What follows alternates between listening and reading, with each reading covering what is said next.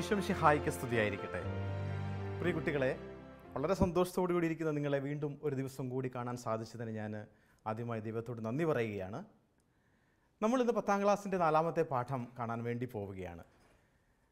കഴിഞ്ഞ ദിവസങ്ങളിൽ നമ്മൾ പഠിച്ച 10ാം ക്ലാസ്സിലെ 3ാമത്തെ പാഠത്തിൻ്റെ പ്രധാന പോയിന്റുകൾ നിങ്ങൾ ഓർക്കുന്നുണ്ടോ? ഞാൻ നിങ്ങളോടൊരു ചോദ്യം ചോദിക്കുകയാണ്. എന്തായിരുന്നു 3ാമത്തെ പാഠത്തിൻ്റെ പേര്? ആദിമസഭയുടെ പ്രേക്ഷിത ചൈതന്യം, അല്ലേ? Very good. ആദിമസഭയുടെ പ്രേക്ഷിത ചൈതന്യം. അതിൽ നമ്മൾ 4-5 പോയിന്റുകൾ കണ്ടിരുന്നു. നിങ്ങൾ ഓർക്കുന്നുണ്ടോ? ഒന്ന് പറയാവോ ആരെങ്കിലും? പ്രധാനപ്പെട്ട 4-5 പോയിന്റുകൾ ഉണ്ടായിരുന്നു. എന്തായിരുന്നു? ആദിമസഭയുടെ പ്രേക്ഷിത ചൈതന്യത്തിന് ആധാരം എന്തായിരുന്നു? വിശ്വാസം ശ്രവിച്ച ജനസമൂഹം, അല്ലേ? Very good. നിങ്ങൾ ഓർക്കുന്നുണ്ട് എന്ന് എനിക്ക് മനസ്സിലായി. വളരെ സന്തോഷം. 1, വിശ്വാസം ശ്രവിച്ച ജനസമൂഹം. 2, ആ വിശ്വാസാനുസരണം സുവിശേഷം ശ്രവിച്ച ജനസമൂഹം.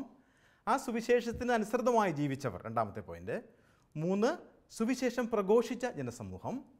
4, അപ്പമുറിക്കൽ ശുശ്രൂഷയിലൂടെ ശക്തി ആർജിച്ച ജനസമൂഹം. 5, പ്രാർത്ഥിക്കുന്ന സമൂഹം. അതായിരുന്നു നമ്മൾ കഴിഞ്ഞ പാഠത്തിൽ കണ്ടതല്ലേ? നമ്മളിപ്പോൾ എത്തി നിൽക്കുന്നത് ഇങ്ങനെ വിശ്വാസത്തിലൂടെ വളർന്നു വന്ന ജനസമൂഹത്തെ ഒക്കെ ഒരുക്കിയതാരാ? ഈശോയുടെ ശിഷ്യന്മാരാണല്ലേ? പക്ഷേ ആ ശിഷ്യന്മാർക്ക് എന്താ സംഭവിച്ചത്? അതാണ് 4ാമത്തെ പാഠത്തിൽ നമുക്ക് കാണാൻ വേണ്ടി പോകുന്നത്. വിശ്വാസത്തിൻ്റെ വീരസാക്ഷികൾ. അതാണ് 4ാമത്തെ പാഠത്തിൻ്റെ പേര്. നമ്മൾക്കറിയാം, ആദിമസഭയുടെ ചൈതന്യമൊക്കെ വളർന്നു വന്നു. യഹൂദരൊക്കെ ഈശോയുടെ മരണത്തിനും ഉത്ഥാനത്തിനും ശേഷം യഹൂദരെല്ലാം ഈശോയിലേക്ക് തിരിയാൻ തുടങ്ങി. യഹൂദമതം ഉപേക്ഷിച്ച് ക്രിസ്ത്യാനികളാകാൻ തുടങ്ങി. ഇത് യഹൂദരെ ഭയവിഹ്വലരാക്കി. സ്വാഭാവികമാണല്ലേ? കാരണം ഈശോയുടെ ശിഷ്യന്മാരുടെ പാത പിന്തുടർന്നുകൊണ്ട് ഒത്തിരി പേർ ക്രൈസ്തവരായി മാറി. സ്വാഭാവികമായിട്ട് സംഭവിക്കാം. ഇത് അവരെ ഭയവിഹുലരാക്കി. ഇങ്ങനെ പോയി കഴിഞ്ഞാൽ അവരുടെ മതം തന്നെ തീരുമെന്നുള്ള ഒരു വലിയ ബോധ്യത്തിലേക്ക് അവർ പോയി കഴിഞ്ഞപ്പോൾ എങ്ങനെയെങ്കിലും ഇതിനെ തകർക്കാൻ വേണ്ടി അവർ ഗൂഢാലോചനകൾ നടത്തി. എങ്ങനെയാണോ ഈശോയിനെ വധിക്കാൻ ഗൂഢാലോചന ചെയ്തത്, അതുപോലെ തന്നെ ഈശോയുടെ ശിഷ്യന്മാരെ വധിക്കാനും അവർ ഗൂഢാലോചന നടത്തി. അങ്ങനെ അവർ വിശുദ്ധ പത്രോസിനെയും അതുപോലെ തന്നെ യോഹന്നാൻ്റെ സഹോദരൻ യാക്കോബിനെയും ഒക്കെ തടവിലാക്കപ്പെട്ടു. നിങ്ങൾ ഗ്ലാഡിയേറ്റർ എന്ന് പറഞ്ഞ സിനിമ കണ്ടിട്ടുണ്ടോ? ആ ഗ്ലാഡിയേറ്ററിൽ റോമൻ യുദ്ധമാണ് ആ ഫിലിമിൽ കാണിക്കുന്നത്, അല്ലേ? ആ ഗ്ലാഡിയേറ്ററിൽ കൊളോസിയത്തിൻ്റെ അണ്ടർഗ്രൗണ്ടിലൊരു തടവറയുണ്ട്. കുറ്റവാളികളെ എല്ലാം ഇടുന്ന തടവറ.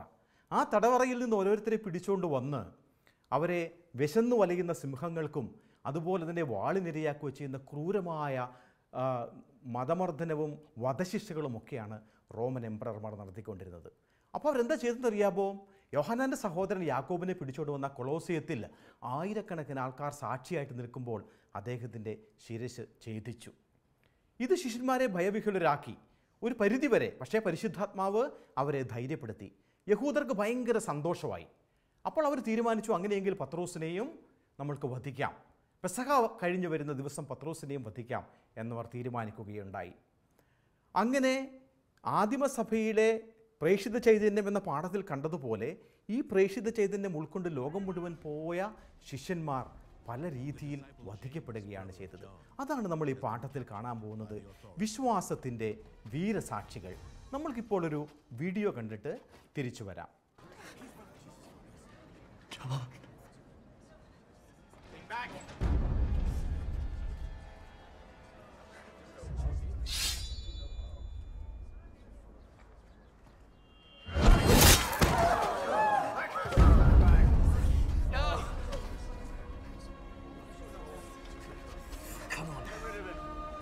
John, come on. We must leave Jerusalem.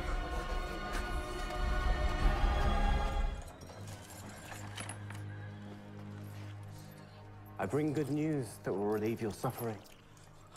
News of a great teacher, Jesus Christ. Open your hearts to Jesus, and you will have everlasting life. Get him out of there!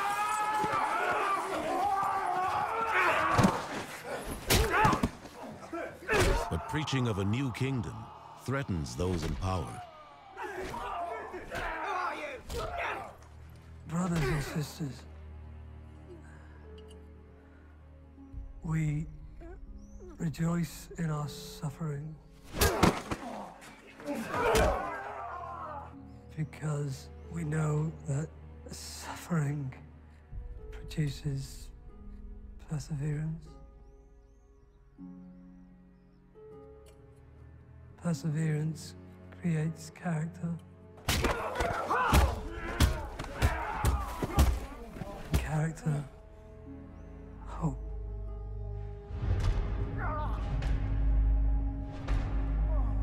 Christian tradition says all the disciples die for their cause. Peter is crucified in Rome, upside down.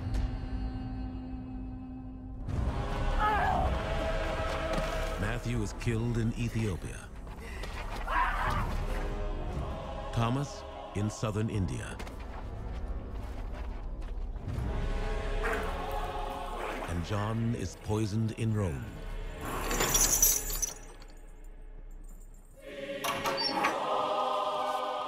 Paul, they're coming for you.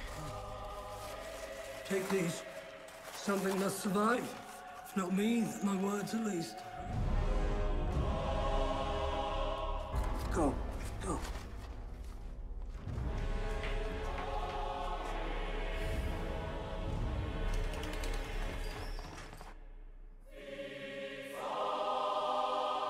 I fought a good fight. I finished the race.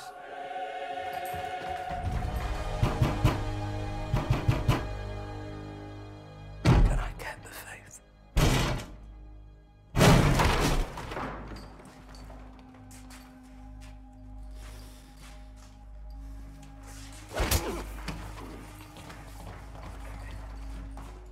Paul is beheaded by the Romans, but his words live on. His letters form nearly half of the New Testament. Video കണ്ടോ നിങ്ങൾ? ഞാൻ നേരത്തെ നിങ്ങളോട് പറഞ്ഞ ആ കഥയാണ്. നിങ്ങളുടെ കണ്ണുകൾ ഈറനണിഞ്ഞത് എനിക്ക് കാണാൻ സാധിക്കുന്നുണ്ട്. യാക്കോബ് സ്ലീഹായെ വധിച്ച, തല വെട്ടി വധിച്ച ആ വീഡിയോയാണ് നമ്മൾ കണ്ടത്. പിടിച്ചുകൊണ്ട് പോയി വധിച്ച വീഡിയോയാണ് നമ്മൾ കണ്ടത്. പക്ഷേ ആ വധത്തിനൊന്നും അദ്ദേഹത്തിൻ്റെ രക്തസാക്ഷിത്വം സഭയെ ശക്തിപ്പെടുത്തുകയാണ് ചെയ്തത്. സ്ലീഹന്മാരുടെ രക്തസാക്ഷിത്വം ഒരിക്കലും സഭയെ തളർത്തിയിട്ടില്ല, സഭയെ ശക്തിപ്പെടുത്തുകയാണ് ചെയ്തത്. സ്ലീഹന്മാരുടെ തീഷ്ണത നിറഞ്ഞ പ്രേക്ഷിത പ്രവർത്തനങ്ങൾ അനേകരെ ക്രിസ്തീയ വിശ്വാസത്തിലേക്ക് നയിച്ചു. ക്രിസ്തുമതം സ്വീകരിച്ചവരുടെ മാതൃകാപരമായ ജീവിതം അനേകം ആൾക്കാർക്ക് സഭാംഗങ്ങളാകാൻ പ്രചോദനമായി. മനസ്സിലായില്ലേ നിങ്ങൾക്ക്? എന്തുകൊണ്ടാണ് റോമൻ എംപറർമാരും അതുപോലെ തന്നെ യഹൂദരും നമ്മുടെ അപ്പസ്തോലന്മാരെ വധിച്ചതെന്ന് മനസ്സിലായില്ലേ? അനേകം ആൾക്കാർ അവരുടെ ജീവിത സാക്ഷ്യം കണ്ട് അവരിലേക്ക് തിരിഞ്ഞു. ക്രിസ്ത്യാനികളായി മാറാൻ വേണ്ടി, യേശുവിൻ വിശ്വസിച്ച് ക്രിസ്ത്യാനികളാകാൻ വേണ്ടി തയ്യാറായി വന്നപ്പോൾ ഇവിടെ ഇവർക്ക് വലിയ ഭയപ്പാടുണ്ടായി. അതാണ് അടിസ്ഥാനപരമായി ഈ വീരരക്തസാക്ഷികളാകാൻ കാരണം നമ്മുടെ സ്ലീഹന്മാർ. അപ്പോൾ ഈ ചൈതന്യം, ഇതൊക്കെ നമ്മളിപ്പോൾ വീഡിയോ കണ്ടപ്പോൾ നമ്മളുടെ കണ്ണുകൾ നിറഞ്ഞതുപോലെ അത്രമാത്രം പീഡിപ്പിക്കപ്പെട്ട ഒരു വംശം അന്നും ഇന്നും ക്രിസ്ത്യാനികളെ പോലെ ലോകത്തിലില്ല. തിരുവചനവും നമ്മളോട് അതുതന്നെയാണ് പറയുന്നത്. നമ്മൾക്ക് ഒരു ബൈബിൾ വചനം വായിച്ച് ഈ പാഠഭാഗത്തിലേക്ക് നമ്മൾക്ക് കൂടുതൽ ആഴത്തിൽ കടക്കാം. വിശുദ്ധ മത്തായിയുടെ സുവിശേഷം 10-ാം അധ്യായം 16 മുതൽ 23 വരെയുള്ള വാക്യങ്ങളാണ് നമ്മളിപ്പോൾ ഇവിടെ വായിക്കാൻ വേണ്ടി പോകുന്നത്. ചെന്നായ്ക്കളുടെ ഇടയിലേക്ക് ചെമ്മരിയാടുകളെ എന്ന പോലെ ഞാൻ നിങ്ങളെ അയക്കുന്നു.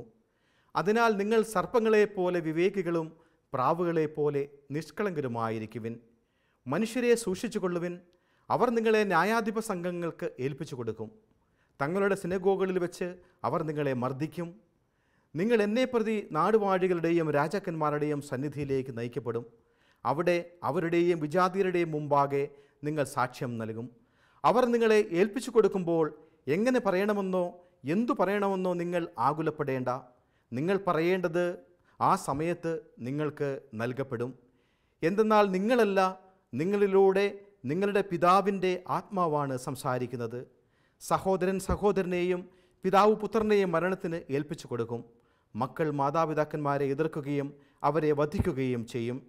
എൻ്റെ നാമം മൂലം നിങ്ങൾ സർവ്വലാരും ദ്വേഷിക്കപ്പെടും. അവസാനം വരെ സഹിച്ചു നിൽക്കുന്നവൻ രക്ഷിക്കപ്പെടും. ഒരു പട്ടണത്തിൽ അവർ നിങ്ങളെ പീഡിപ്പിക്കുമ്പോൾ മറ്റൊന്നിലേക്ക് ഓടിപ്പോകുവിൻ. സത്യമായി ഞാൻ നിങ്ങളോട് പറയുന്നു, മനുഷ്യപുത്രൻ്റെ ആഗമനത്തിന് മുമ്പ് നിങ്ങൾ ഇസ്രായേലിലെ പട്ടണങ്ങളിലെല്ലാം ഇങ്ങനെ ഓടി പൂർത്തിയാക്കുകയില്ല. നമ്മുടെ കർത്താവായ മിശിഹായ്ക്ക് സ്തുതി. അപ്പോൾ ഈ വചനത്തിലൂടെ നമ്മൾ കാണുന്നത് ശിഷ്യന്മാർക്ക് വരാൻ വേണ്ടി പോകുന്ന ആ പീഡകളെക്കുറിച്ചാണ്. ആ പീഡനം ഇന്നും സഭയിൽ തുടരുകയാണ്. ഒരു നിമിഷം നമ്മൾക്ക് കണ്ണുകളടച്ച് പ്രാർത്ഥിക്കാം. പരിശുദ്ധാത്മാവിൻ്റെ അഭിഷേകത്തിലൂടെ ധൈര്യപ്പെടാൻ വേണ്ടി, വിശ്വാസത്തിൽ ഉറച്ചു നിൽക്കാൻ വേണ്ടി, ആഴപ്പെടാൻ വേണ്ടി ശക്തി നൽകണമേ എന്ന് പ്രാർത്ഥിക്കാം. ഒരു നിമിഷം കണ്ണുകളടയ്ക്കാം. സ്നേഹനാഥനായ ഈശോയെ, ആദിമസഭയിലെ ശിഷ്യന്മാരും വിശ്വാസം സ്വീകരിച്ചവരും എല്ലാം രക്തസാക്ഷികളായി മാറി സഭയുടെ ചൈതന്യത്തിന് തുടക്കമിട്ട് നേടിത്തന്ന ഈ വിശ്വാസത്തെ, ഈ സഭയിലെ അംഗമാകുവാൻ തന്ന ഭാഗ്യത്തെ ഓർത്ത് ഞങ്ങൾ അങ്ങേക്ക് നന്ദി പറയുന്നു. ഞങ്ങളുടെ വിശ്വാസത്തെ വർദ്ധിപ്പിക്കണമേ. ആ വിശ്വാസത്തിൽ ഉറച്ചു നിന്നുകൊണ്ട് നിനക്ക് സാക്ഷികളാകുവാൻ ഞങ്ങളെ സഹായിക്കുകയും ചെയ്യണമേ. ആമേൻ. നമ്മൾക്ക് കണ്ടു തുറക്കാം. എത്ര നല്ലൊരു വചനം! ഈ വചനത്തിലൂടെ എത്ര നല്ല കാര്യമാണ് ഈശോ നമ്മൾക്ക് പങ്കുവെച്ച് തന്നതല്ലേ? ഈശോ ശിഷ്യന്മാരോട് പറയുകയാണ്, ഞാൻ വധിക്കപ്പെട്ടുവെങ്കിൽ, ഞാൻ പീഡിപ്പിക്കപ്പെട്ടുവെങ്കിൽ തീർച്ചയായിട്ടും നിങ്ങൾക്കും ഇത് തന്നെയാണ് വരുന്നത്. അതുതന്നെ ഈശോ പറഞ്ഞ ഒരു വചനം നിങ്ങൾ ഓർക്കുന്നുണ്ടോ? പച്ചമരത്തോട് ഇതാണെങ്കിൽ ഉണങ്ങിയതിനോട് എന്തായിരിക്കുമെന്ന് ഈശോ പറഞ്ഞൊരു വചനം നിങ്ങൾ ഓർക്കുന്നുണ്ടോ? സ്ലീഹന്മാരുടെ രക്തസാക്ഷ്യത്തെക്കുറിച്ച് ഈശോ വളരെ വ്യക്തമായി അവർക്ക് മുന്നറിയിപ്പ് കൊടുത്തിട്ടുണ്ട്. ബൈബിളിൽ എവിടെയാണ് നിങ്ങൾക്കറിയാവോ ആ ഭാഗം? നമ്മൾക്കിവിടെ ഒന്ന് നോക്കാം. യോഹന്നാൻ്റെ സുവിശേഷം 15-ാമത്തെ അധ്യായം 20-ാമത്തെ വാക്യത്തിൽ ഈശോ പറയുകയാണ് അവരോട്, അവർ എന്നെ പീഡിപ്പിച്ചുവെങ്കിൽ നിങ്ങളെയും പീഡിപ്പിക്കും. യോഹന്നാൻ 15:20. എന്നെ അവർ പീഡിപ്പിച്ചുവെങ്കിൽ നിങ്ങളെയും പീഡിപ്പിക്കും. പക്ഷേ ഈശോയുടെ ഈ വാക്കുകൾ കേട്ട് അവർ ഭയപ്പെട്ടോ? ഒരിക്കലും ഭയപ്പെട്ടില്ല. ആദ്യം അവർ ഭയവിഹുലരായത് നമ്മൾക്കറിയാമല്ലേ? പിന്നീട് പെന്തക്കുസ്ത നാളിൽ സെഹ്യോൻ മാളികയിൽ വെച്ച് പരിശുദ്ധാത്മാവിനാൽ അവർ നിറഞ്ഞപ്പോൾ, പരിശുദ്ധാത്മാവ് അവരുടെ മേൽ വന്നപ്പോൾ അവർക്ക് ശക്തി ലഭിച്ചു. പിന്നെ ഒന്നിനെയും അവരെ തടസ്സപ്പെടുത്താൻ വേണ്ടി സാധിച്ചിട്ടില്ല. രണ്ടാമതൊരു വചനം പറയുകയാണ്. യോഹന്നാൻ്റെ സുവിശേഷം 16-ാമത്തെ അധ്യായം 2-ാമത്തെ വാക്യത്തിൽ ഇങ്ങനെ പറയുന്നു, നിങ്ങളെ കൊല്ലുന്ന ഏവനും താൻ ദൈവത്തിന് ബലിയർപ്പിക്കുന്നു എന്ന് കരുതുന്ന ഒരു ദിവസം വരും. നിങ്ങൾക്ക് മനസ്സിലായോ? നിങ്ങളെ കൊല്ലുന്ന ഏവനും സന്തോഷിക്കും എന്ന് പറഞ്ഞു കഴിഞ്ഞാൽ, ക്രിസ്ത്യാനികളെ പീഡിപ്പിച്ച് കൊല്ലുമ്പോൾ, ശിഷ്യന്മാരെ പീഡിപ്പിച്ച് കൊല്ലുമ്പോൾ ഈ കൊല്ലുന്നയാൾ വിചാരിക്കും ഞങ്ങളിത് ദൈവത്തിന് അല്ലെങ്കിൽ ദേവന് ബലിയർപ്പിക്കുകയാണ് എന്ന്. അങ്ങനെ അവർ ഓർത്ത് സന്തോഷിക്കുന്ന ഒരു ദിവസം വരും. കാരണം നാനാഭാഗങ്ങളിലേക്ക് പോകേണ്ടവരാണ് നിങ്ങൾ ലോകത്തിൻ്റെ. നമ്മൾക്കറിയാം, റോമ സാമ്രാജ്യത്തിലെ ചക്രവർത്തിമാർ എന്തുകൊണ്ടാണ് ക്രൈസ്തവരെ പീഡിപ്പിച്ചത്? അവരാരാധിക്കുന്ന ദേവന്മാരെ നമ്മൾ ആരാധിക്കാൻ മടിച്ചത് കൊണ്ടാണ്. ബാൽദേവനെയും മറ്റ് സുയൂസ് ദേവനെയും ഒക്കെ ആരാധിക്കാൻ നമ്മൾ മടിച്ചപ്പോൾ, ചക്രവർത്തിയെ ആരാധിക്കാൻ വേണ്ടി നമ്മൾ മടിച്ചപ്പോൾ, നമ്മൾ ദൈവത്തിന് ആരാധന സമർപ്പിക്കുമ്പോൾ ആ ദൈവാരാധനയിൽ നമ്മൾ കൊടുക്കുന്ന, ദൈവത്തിന് കൊടുക്കുന്ന ആരാധനയിൽ വെറി പൂണ്ട ചക്രവർത്തിമാർ നമ്മളുടെ ശിഷ്യന്മാരെ, ഈശോയുടെ ശിഷ്യന്മാരെ, വിശ്വാസം സ്വീകരിച്ചവരെയും ഒക്കെ വാളിന് ഇരയാക്കിയാണ് ഉണ്ടായത്. അപ്പോൾ ബൈബിൾ വചനം വളരെ വ്യക്തമായി പറഞ്ഞു വയ്ക്കുന്നു, നിങ്ങൾക്കും ഇത് തന്നെയാണ് വരുന്നതെന്ന്. ഒരു പക്ഷേ നമ്മൾക്കും ഇത് തന്നെയാണ് വരുന്നത്. നിങ്ങൾക്ക് ഭയമുണ്ടോ? നിങ്ങൾ യുവാക്കളല്ലേ, രക്തത്തിളപ്പുള്ള കുട്ടികളല്ലേ, ഈശോയുടെ ഗാർഡാണ് നിങ്ങളല്ലേ. നമ്മളുടെ മിഷൻ തന്നെ സുവിശേഷ പ്രഘോഷണമാണ്. ഇങ്ങനെയൊക്കെ നമ്മൾ പോകുമ്പോൾ നമ്മൾക്കിതാണ് അനുഭവമെങ്കിൽ നിങ്ങൾക്ക് പേടിയുണ്ടോ? എനിക്ക് നിങ്ങളുടെ മുഖം വായിച്ചെടുക്കാൻ സാധിക്കുന്നുണ്ട്. ഒട്ടും നിങ്ങൾക്ക് പേടിയില്ല അല്ലേ? Very good. കാരണം നമ്മൾ ധീരരാണ്. കാരണം ആരാണ് നമ്മളെ മുമ്പിൽ നിന്ന് നയിക്കുന്നത്? ഈശോയാണല്ലേ. ആരുടെ ശക്തിയാണ് നമ്മളിലുള്ളത്? പരിശുദ്ധാത്മാവിൻ്റെ ശക്തിയാണ് നമ്മളിലുള്ളത് അല്ലേ. പിന്നെ എന്തിനാണ് നമ്മൾ പേടിക്കുന്നത്? ഒരിക്കലും പേടിക്കേണ്ട. പക്ഷേ ഈശോ ബൈബിളിൽ വചനത്തിലൂടെ പറഞ്ഞു വെക്കുകയാണ്, നിങ്ങൾക്കും ഇത് തന്നെയാണ് വരാൻ പോകുന്നത് എന്ന് വളരെ വ്യക്തമായി പറഞ്ഞു വയ്ക്കുകയാണ്. അതാണ് നമ്മൾ ആദിമ ക്രൈസ്തവ സഭയിലെ വീര രക്തസാക്ഷികളിൽ കാണുന്നത്. ആ വചനം അവിടെ പൂർത്തിയാകുകയാണ് ചെയ്തത്. നിങ്ങളൊരു ചിത്രം കണ്ടോ ഇവിടെ? ഈ ചിത്രത്തിൽ ഈശോയുടെ ശിഷ്യന്മാരെല്ലാവരും ഉണ്ട്. ആ ഈശോയുടെ ശിഷ്യന്മാരെല്ലാവരും വധിക്കപ്പെടുകയാണ് ചെയ്തത്, യോഹന്നാൻ ഒഴികെ. യൂദാസ് കറിയാത്ത നമ്മൾക്കറിയാം, അദ്ദേഹം ആത്മഹത്യ ചെയ്തു എന്നല്ലേ. ബാക്കിയുള്ള ശിഷ്യന്മാരെല്ലാം വധിക്കപ്പെടുകയാണ് ചെയ്തത്. എവിടെയാണ് അവരുടെ ഭൗതിക ശരീരം ഇന്നുള്ളത് എന്ന് ചിത്രത്തിൽ വ്യക്തമായിട്ട് നിങ്ങൾക്ക് കാണാൻ സാധിക്കുന്നുണ്ട്. ഓരോരുത്തരും മരിച്ച സ്ഥലം, എവിടെയാണ് അവരുടെ ഭൗതിക ശരീരം ഇന്നുള്ളത്, എങ്ങനെയാണ് അവർ വധിക്കപ്പെട്ടത്, ഏത് രീതിയിലുള്ള രക്തസാക്ഷിത്വമാണ് അവർ വരിച്ചത് എന്നൊക്കെ നിങ്ങൾക്ക് ഈ ചിത്രത്തിൽ കാണാൻ സാധിക്കുന്നുണ്ട്. ഇത് തന്നെ വലിയൊരു പ്രേക്ഷിതത്വം. ഇത് കാണുമ്പോൾ നമ്മളുടെയൊക്കെ കുളിര് കോരണ്ടേ? നമ്മളുടെ ഈശോയുടെ ശിഷ്യന്മാരും ഈ സഭയെ പടുത്തുയർത്താൻ വേണ്ടി അക്ഷീണം പരിശ്രമിച്ച ആൾക്കാരുമൊക്കെ വധിക്കപ്പെടുകയും രക്തസാക്ഷികളാകുകയും ചെയ്തപ്പോൾ നമ്മുടെ സഭ തന്നെയല്ലേ വളർന്നത്? ഇതോർത്ത് നമ്മൾക്ക് അഭിമാനം വേണ്ടേ?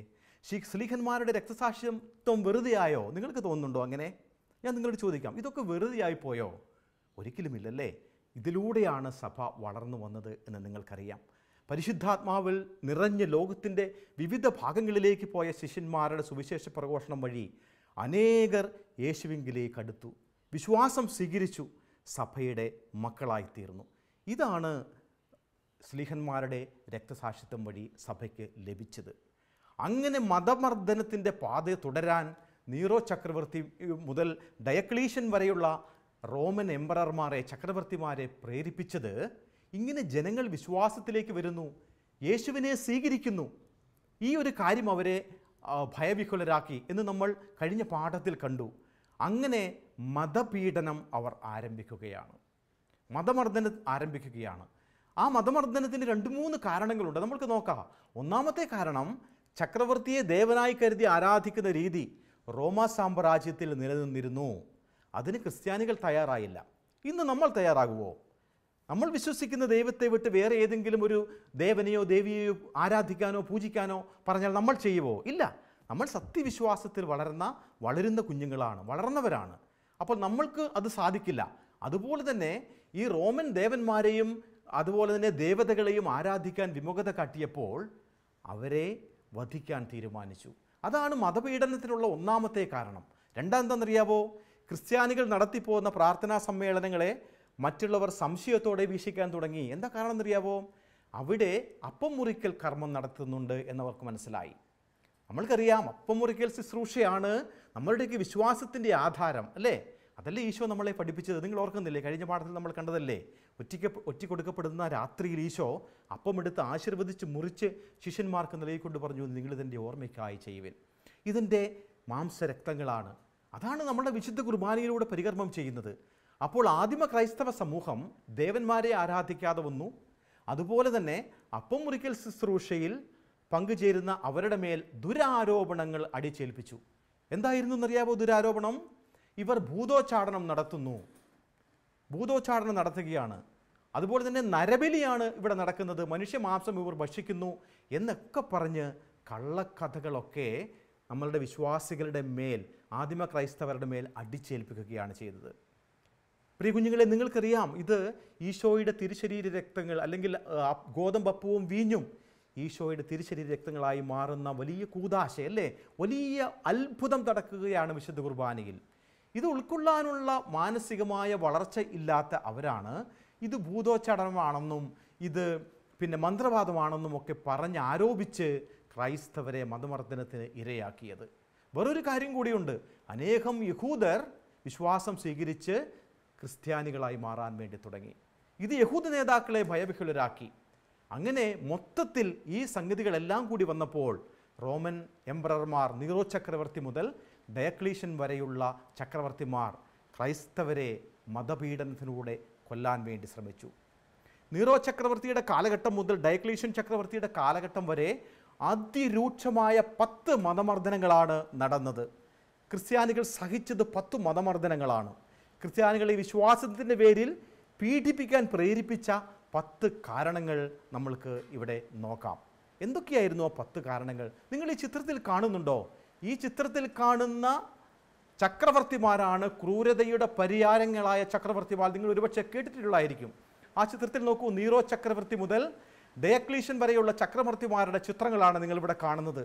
എങ്ങനെയൊക്കെയാണ് അവർ ക്രൈസ്തവരെ പീഡിപ്പിച്ചത് എന്നതുള്ളതിൻ്റെ നേർചിത്രം നിങ്ങൾക്കിവിടെ കാണാൻ സാധിക്കുന്നുണ്ട്. വിശ്വാസം സ്വീകരിച്ചു എന്നതിൻ്റെ പേരിൽ നിങ്ങൾക്കറിയാവോ എന്ത് കാരണം കൊണ്ടാണ് നീറോ ചക്രവർത്തി വിശ്വാസികളെ കൊന്നതെന്ന്? നീറോ ചക്രവർത്തി വിശ്വാസികളെ കൊന്നത് വിശ്വാസം സ്വീകരിച്ചു എന്നതിൻ്റെ പേരിലാണ്. ആ കാലത്ത് റോമാ നഗരത്തിൽ ഒരു വലിയ തീപിടുത്തമുണ്ടായി. ആ തീപിടുത്തത്തിൻ്റെ കാരണക്കാർ ക്രിസ്ത്യാനികളാണ് എന്ന് പറഞ്ഞ് അവരുടെ മേൽ കുറ്റം ആരോപിച്ച്, ശരിക്കും അതൊരു കെട്ടുകഥയായിരുന്നു. ക്രിസ്ത്യാനികളൊന്നുമല്ല ആ തീപിടുത്തത്തിൻ്റെ പിന്നിലുണ്ടായിരുന്നത്, ആരുമായിരുന്നില്ല. അതെങ്ങനെയോ സ്വാഭാവികമായി സംഭവിച്ച ഒരു തീപിടുത്തമാണ്. പക്ഷേ ക്രിസ്ത്യാനികളുടെയും വിശ്വാസികളുടെയും മേൽ അതിൻ്റെ കുറ്റം ആരോപിച്ച് നീറോ ചക്രവർത്തി ക്രിസ്ത്യാനികളെ കൂട്ടക്കൊല ചെയ്തു. നീറോയ്ക്ക് ശേഷം വന്നത് ഡൊമീഷ്യൻ ചക്രവർത്തിയാണ്. ഡൊമീഷ്യൻ ചക്രവർത്തി ക്രിസ്ത്യാനികളോട് ക്രൂരമായി പെരുമാറി. അദ്ദേഹത്തിൻ്റെ ബന്ധുവായ ഫ്ലാവിയസ് ഭാര്യ ഡമിറ്റല്ല ഇവരെ പോലും അദ്ദേഹം വെറുതെ വിട്ടില്ല. വിശ്വാസം സ്വീകരിച്ചതിൻ്റെ പേരിൽ അവരെ വധശിക്ഷയ്ക്ക് ഇരയാക്കി. അപ്പോൾ സ്വന്തം ബന്ധുക്കളെ പോലും ഡൊമീഷ്യൻ ചക്രവർത്തി വധശിക്ഷയ്ക്ക് ഇരയാക്കി. പിന്നീട് വന്നത് ട്രാജനാണ്.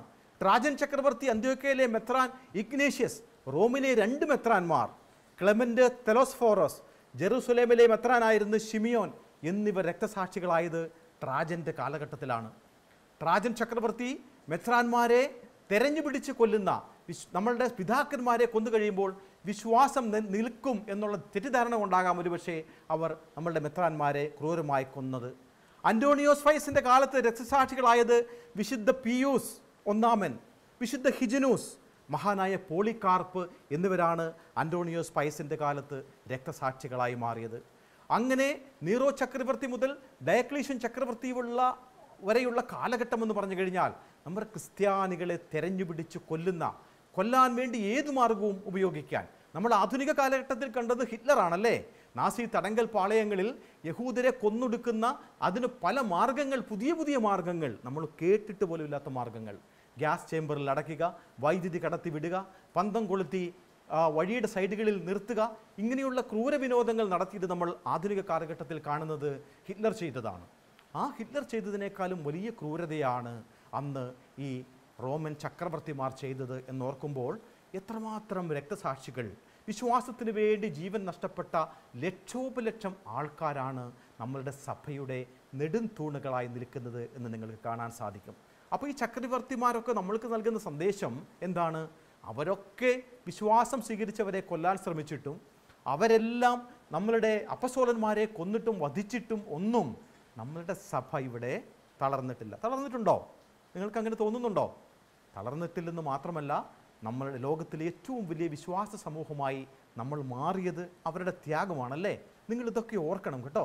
യുവാക്കളായി നിങ്ങൾ ഇതൊക്കെ ഓർക്കണം. കാരണം നിങ്ങളുടെ പ്രായത്തിലൊക്കെ ഈശോ നടന്നത് ഊർജ്ജസ്വലനായാണ്. 15 വയസ്സുള്ള ഈശോ യേശുപിതാവിനെയൊക്കെ സഹായിച്ചത് നമ്മൾ ചരിത്രങ്ങളിലൊക്കെ കാണുന്നുണ്ടല്ലോ.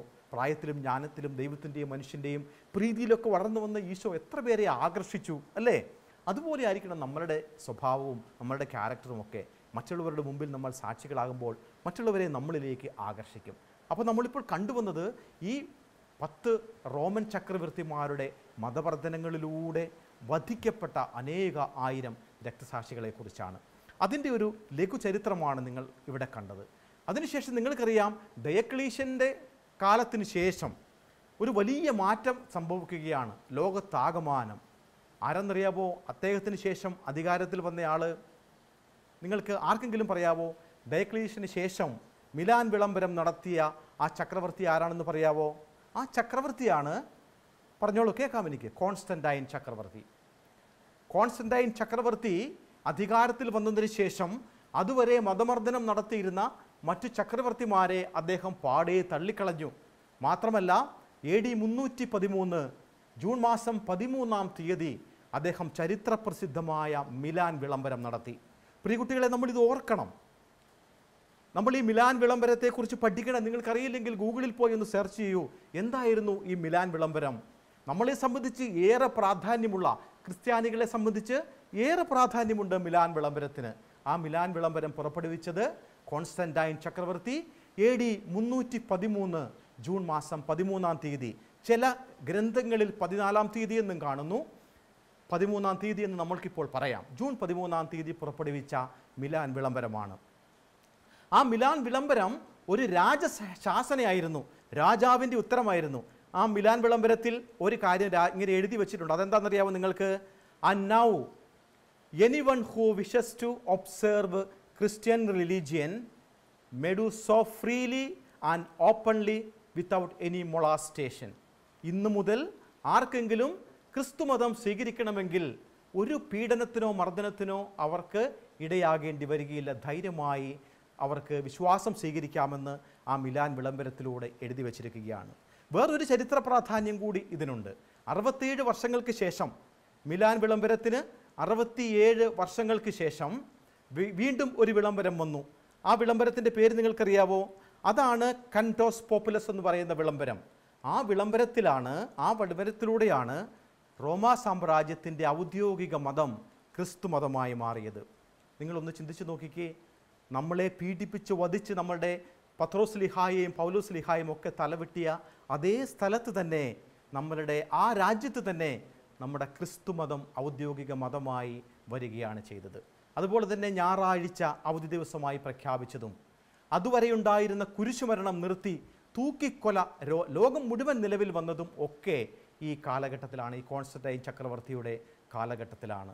അപ്പോൾ ആ ചക്രവർത്തിയെ പല മറ്റ് സഭക്കാരൊക്കെ വിശുദ്ധരാന്നൊക്കെ പറയുന്നുണ്ടെങ്കിലും നമ്മൾ വിശുദ്ധനായിട്ട് അദ്ദേഹത്തെ പ്രഖ്യാപിച്ചിട്ടില്ലെങ്കിലും അദ്ദേഹത്തിൻ്റെ അമ്മയെയും ഭാര്യയെയും ഒക്കെ അൾത്താരയിൽ വണങ്ങുന്ന യൂറോപ്യൻ രാജ്യങ്ങളൊക്കെ ഇന്നുമുണ്ട്. നിങ്ങൾക്കത് ഗൂഗിളിലൊക്കെ നോക്കുവാണെങ്കിൽ കാണാം. പക്ഷേ അദ്ദേഹം ഒരു മഹാനായ ചക്രവർത്തി തന്നെയായിരുന്നു. അപ്പോൾ നമ്മളിപ്പോൾ കണ്ടുവന്നത് സ്ലീഹന്മാരുടെ രക്തസാക്ഷിത്വം, അതുപോലെ തന്നെ മതമർദ്ദനത്തിൻ്റെ കാരണങ്ങൾ. നിങ്ങൾ 1, 2, 3 കാരണങ്ങൾ നമ്മളിപ്പോൾ പഠിച്ചു. എന്തൊക്കെയാണ് മതമർദ്ദനത്തിന് ഉണ്ടായിരുന്ന കാരണങ്ങൾ? 3 കാരണങ്ങളാണ്. യഹൂദർ വിശ്വാസം സ്വീകരിച്ച് ക്രിസ്തുമതത്തിലേക്ക് വന്നതും, അതുപോലെ തന്നെ അനേകം നമ്മുടെ അപ്പം മുറിക്കൽ ശുശ്രൂഷയും, നമ്മൾ ഭൂതോച്ചാടനം നടത്തുന്നു അപ്പം മുറിക്കൽ ശുശ്രൂഷയിൽ എന്നൊക്കെ പറഞ്ഞപ്പോൾ അതിലൊന്നും യാഥാർത്ഥ്യമില്ല എന്ന് അവർക്ക് ബോധ്യമായി. പക്ഷേ നമ്മളെ പീഡിപ്പിക്കാൻ വേണ്ടി അവർ ശ്രമിച്ചു. അങ്ങനെ ക്രൈസ്തവരെ പീഡിപ്പിച്ചു, മതമർദ്ദനം അഴിച്ചുവിട്ടു. അതാണ് നമ്മൾ ഈ പാഠത്തിലൂടെ കണ്ടത്. 10 ചക്രവർത്തിമാർ അവർ ചെയ്ത ക്രൂരതകൾ, അതിൽ വധിക്കപ്പെട്ട അനേകായിരങ്ങൾ, അത് നമ്മൾക്കിവിടെ കാണാൻ സാധിക്കുകയാണ്. പ്രിയ കുട്ടികളെ, നമ്മൾക്ക് ഈ പാഠം നൽകുന്ന സന്ദേശം വിശ്വാസത്തിൽ ഉറച്ചു നിൽക്കുക എന്നുള്ളതാണ്. നമ്മൾക്ക് ഈ ആഴ്ച മുഴുവൻ നിങ്ങൾക്ക് പങ്കുവയ്ക്കാൻ വേണ്ടി ഞാനൊരു തിരുവചനം ഇവിടെ തരികയാണ്. നമ്മൾക്ക് നൽകുന്ന തിരുവചനം ഇതാണ്: മനുഷ്യരുടെ മുമ്പിൽ എന്നെ ഏറ്റുപറയുന്നവനെ എൻ്റെ സ്വർഗസ്ഥനായ പിതാവിൻ്റെ മുമ്പിൽ ഞാനും ഏറ്റുപറയും. വിശുദ്ധ മത്തായിയുടെ സുവിശേഷം 10-ാം അധ്യായം 32-ാമത്തെ വാക്യമാണത്. മനുഷ്യരുടെ മുമ്പിൽ എന്നെ ഏറ്റുപറയുന്നവനെ എൻ്റെ സ്വർഗസ്ഥനായ പിതാവിൻ്റെ മുൻപിൽ ഞാനും ഏറ്റുപറയും. അപ്പോൾ നമ്മൾക്ക് ധീരതയോടുകൂടി നമ്മൾക്ക് ക്രിസ്തുവിൻ്റെ സാക്ഷ്യം പ്രഘോഷിക്കാം, അല്ലേ? എന്താ കാരണം? സ്വർഗസ്ഥനായ പിതാവിൻ്റെ മുമ്പിൽ നമ്മളുടെ പേരുകൾ പറയുമെന്ന് ഈശോ നമ്മൾക്ക് ഉറപ്പ് തന്നിരിക്കുകയാണ്. അപ്പോൾ നമ്മൾക്ക് സധൈര്യം മുമ്പോട്ട് പോകാം, അല്ലേ? നമ്മൾക്കൊരു നിമിഷം പ്രാർത്ഥിക്കാം. കർത്താവായ ഈശോയെ, സത്യവിശ്വാസത്തെ പ്രതി ജീവൻ ഹോമിച്ച രക്തസാക്ഷികളുടെ ജീവിത മാതൃക പിൻചൊല്ലാൻ ഞങ്ങളെ ശക്തിപ്പെടുത്തണമേ. രക്തസാക്ഷികളുടെ ആ മാതൃക സ്വീകരിക്കാൻ ഞങ്ങളെ ശക്തിപ്പെടുത്തണമേ എന്ന് നമ്മൾക്ക് പ്രാർത്ഥിക്കാം. ഇനി നമ്മൾക്ക് ഇതിൻ്റെ രത്നചുരുക്കത്തിലേക്ക് വരാം, അല്ലേ? ഈ പാഠം പഠിച്ചതിന് ശേഷം നമ്മൾക്കുണ്ടാകേണ്ട 1-2 ബോധ്യങ്ങളുണ്ട്. നമ്മൾ ഈ പാഠത്തിൻ്റെ പകുതിയാണ് പഠിച്ചത്, അല്ലേ? നമ്മൾക്ക് ഈ പാഠത്തിൽ നിന്ന് കിട്ടുന്ന സന്ദേശം എന്താണ്? ബോധ്യം എന്തായിരിക്കണം? 1, ഹെറോദീസ് രാജാവിൻ്റെ കാലം മുതൽ തന്നെ ക്രൈസ്തവർ തങ്ങളുടെ വിശ്വാസത്തെ പ്രതി പീഡിപ്പിക്കപ്പെട്ടിരുന്നു. 2, പരിശുദ്ധാത്മാവിനാൽ നിറഞ്ഞ് സ്ലീഹന്മാരും പിൻഗാമികളും ധീരതയോടെ ഈശോയിലുള്ള വിശ്വാസം ഏറ്റുപറഞ്ഞു. നീറോ ചക്രവർത്തി മുതൽ ഡയക്ലീഷ്യൻ വരെ 10 മതമർദ്ദനങ്ങൾ, ക്രൂരമായ മതമർദ്ദനങ്ങൾ നടത്തുകയുണ്ടായി. അനേകം പേർ യഹൂദ മതത്തിൽ നിന്നും വിശ്വാസം ഉപേക്ഷിച്ച് ക്രിസ്ത്യാനികളായി മാറി. ഈ 4 പ്രധാനപ്പെട്ട ബോധ്യങ്ങളാണ് നമ്മൾക്ക് ഈ പാഠത്തിലൂടെ ലഭിക്കുന്നത്. ഒരു കാര്യം നിങ്ങൾ പ്രത്യേകമായിട്ട് ഓർക്കണം. AD 313 മിലാൻ വിളംബരം എന്ന് പറഞ്ഞു കഴിഞ്ഞാൽ നമ്മളെ സംബന്ധിച്ചിടത്തോളം, ക്രൈസ്തവ സഭയെ സംബന്ധിച്ചിടത്തോളം വലിയ ഒരു സംഭവമായിരുന്നു മിലാൻ വിളംബരം. അതിലൂടെയാണ് എല്ലാവർക്കും അവരവരുടെ മതം സ്വീകരിക്കാൻ സ്വാതന്ത്ര്യം ലഭിച്ചത്. പ്രത്യേകിച്ച് ആ വിളംബരത്തിൽ ക്രിസ്ത്യാനികളുടെ പേരും എടുത്തു പറയുകയാണ്. അപ്പം ഈ കാര്യങ്ങൾ നിങ്ങൾ ഓർക്കുക. നിങ്ങൾക്ക് ഞാൻ തരുന്നത് ആദിമ ക്രൈസ്തവ സഭയിൽ രക്തസാക്ഷിത്വം വഹിച്ച സ്ലീഹന്മാരെ കുറിച്ചുള്ളൊരു കുറിപ്പടി നിങ്ങൾ തയ്യാറാക്കണം. പറ്റിയല്ലേ? അത് നമ്മളിപ്പോൾ കണ്ടല്ലോ ഏതെല്ലാം രീതിയിലാണ് ഈശോയുടെ സ്ലീഹന്മാർ, ശിഷ്യന്മാർ രക്തസാക്ഷിത്വം വഹിച്ചതെന്ന്. നിങ്ങൾക്ക് നല്ലൊരു കുറിപ്പ് തയ്യാറാക്കുക. അതുപോലെ തന്നെ മതമർദ്ദനത്തിൻ്റെ കാരണങ്ങൾ, നമ്മളിപ്പോൾ കണ്ട 3 കാരണങ്ങൾ, അതും നിങ്ങൾ കുറിപ്പ് തയ്യാറാക്കി അല്ലെങ്കിൽ ചോദ്യത്തിന് ഉത്തരമായിട്ട് എഴുതി നിങ്ങളുടെ അധ്യാപകരെ നിങ്ങൾ കാണിക്കുക. അപ്പോൾ വീണ്ടും നമ്മൾക്ക് അടുത്ത ക്ലാസ്സിൽ കണ്ടുമുട്ടാം. ഈശോ മിശിഹായിക്ക് സ്തുതിയായിരിക്കട്ടെ.